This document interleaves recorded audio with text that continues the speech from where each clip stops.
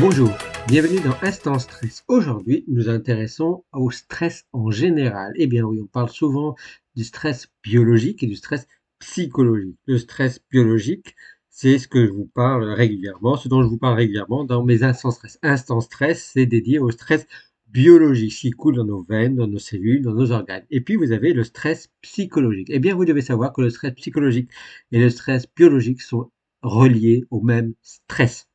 En fait, quand on dit stress psychologique, ça fait référence au cerveau, ça fait référence au comportement. Et donc, je vous en parlerai plus précisément dans d'autres instants stress, mais dans le stress psychologique, vous pouvez aller de la nervosité à l'anxiété, à la dépression, au stress post-traumatique avec même des amnésies post-traumatiques. Ça, c'est ce qu'on appelle le stress psychologique. Et puis, vous avez même des stress psychologiques liés à des maladies qui altèrent le cerveau, comme par exemple les maladies bipolaires ou la schizophrénie, par exemple. Je vous en parlerai prochainement.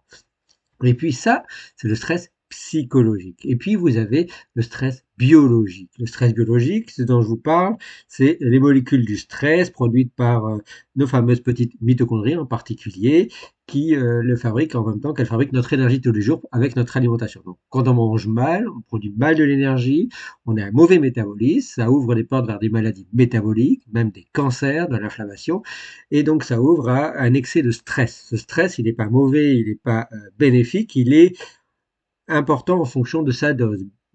Élevé, très dangereux, trop bas, très dangereux, et puis à une dose physiologique stable, équilibrée, il est bénéfique, utile, même utilisé par exemple par le système immunitaire. Eh bien, vous devez savoir que lorsqu'on a du stress psychologique, on finit par faire du stress biologique. Tout simplement, un exemple, quand on a ce stress psychologique, quelle que soit sa forme, on finit par avoir des troubles fonctionnels au niveau de différents organes. Vous avez des troubles de la digestion, vous avez des troubles digestifs, donc des maux de tête, vous avez des grandes fatigues, des fatigues aiguës, des fatigues chroniques, des grandes fatigues musculaires. Ça peut, entre guillemets, vous paralyser pour sortir et faire du sport. Vous pouvez être un peu tétanisé. Donc ça, ce sont des effets du stress psychologique. Et bien ça, si ce stress psychologique perdure dans le temps, s'il devient chronique, et même quand il est aigu, ça se passe aussi, vous finissez par augmenter votre rythme cardiaque, donc vous montrez votre tension artérielle, vous pouvez faire de l'hypertension, et donc pour ça, votre cœur demande beaucoup plus d'énergie, et donc pour ça, vous stimulez votre métabolisme bioénergétique, vos fameuses petites mitochondries dans toutes vos cellules, dans tous vos muscles, et dans tous vos organes, et donc, vous allez produire beaucoup de stress en parallèle. Et donc, c'est pour ça que le stress psychologique, sur le long terme, même quand il devient chronique, il provoque du stress biologique. Et ce stress psychologique fait appel, par exemple, à une augmentation du taux de glucose dans le sang. Et ça mobilise aussi votre système immunitaire. Il y a une augmentation du système immunitaire. Ça joue aussi sur la motivation ou, à l'inverse, ça fait diminuer le système immunitaire et perturbe les taux de glucose dans le sang, donc les glycémies. Comment ça fonctionne? Eh bien, en fait, quand vous faites un stress psychologique, il faut savoir que le cerveau, quelles que soient les formes de stress psychologique, et à travers une région de son cerveau qui s'appelle l'hypophyse, est capable de sécréter des adrénocorticotropes.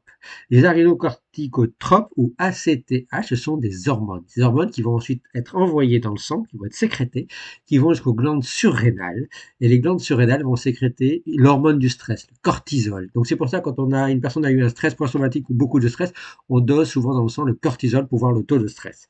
Cette hormone du stress, c'est le cortisol. Et en même temps, il y a une production en parallèle d'adrénaline qui va augmenter le débit cardiaque. Donc tout ça, cortisol, débit cardiaque, va augmenter le stress dans le corps. Ça augmente le taux de sucre dans le sang. Donc si ça augmente le taux de sucre dans le sang, ça permet de mieux le mobiliser pour un métabolisme énergique plus important. Malheureusement, ce métabolisme énergétique plus important va produire plus d'espèces réactives du stress, ça va perturber votre système immunitaire, ça va même jouer sur la motivation, et si tout ce mécanisme-là entre le cortisol, entre l'adrénaline, le stress psychologique et notre petite mitochondrie à la fin et les molécules du stress, si ça devient ça dure trop longtemps, eh bien, on finit par avoir des problèmes métaboliques et un stress psychologique qui perdure dans le temps, qui s'installe. C'est pour ça que la dépression peut durer très longtemps, nervosité, anxiété, même le stress post-traumatique.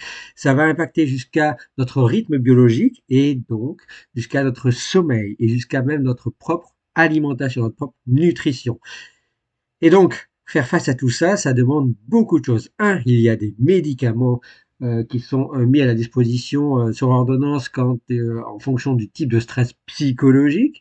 Il y a aussi le pilier de bien dormir, de sortir pour respirer, faire de l'activité physique, et puis aussi avoir une alimentation équilibrée. Parce qu'évidemment, souvent, en période de stress, on a tendance à aller se réfugier vers le sucre.